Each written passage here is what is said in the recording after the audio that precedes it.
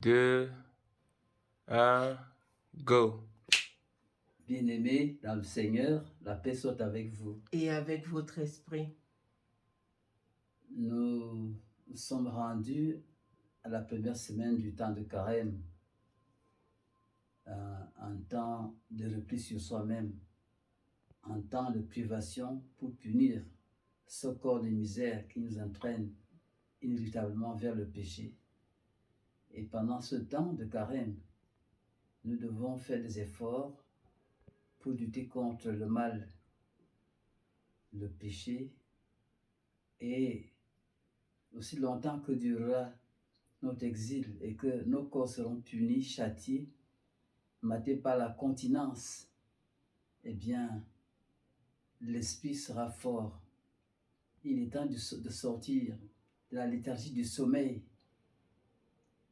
avec au concours la bienheureuse Vierge Marie, notre Mère, les 9 cœurs des anges et les 7 archanges, nos saints patrons de baptême, nos anges gardiens.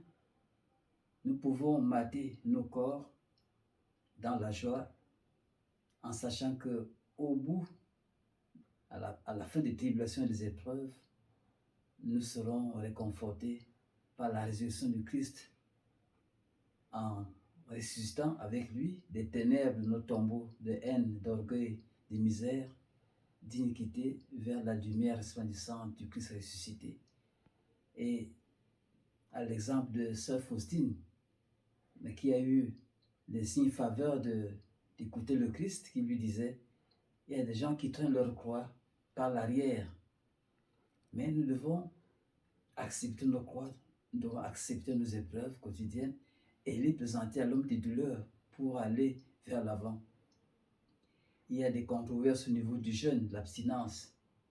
Eh bien, moi, je pense qu'il faut aller chercher au fond de nous-mêmes la meilleure victime, parce que chacun connaît son mal. Comme le dit le psaume 50. Mon mal, mon péché, tu le connais, ma faute est devant moi sans relâche. Contre toi, ce j'ai péché, ce qui est mal à tes yeux, je l'ai fait. Il est bien de présenter au Seigneur nos misères que nous connaissons, parce que lui sont des cœurs les reins. Et nous ne pouvons pas le faire nous seuls, nous ne pouvons pas le faire seuls.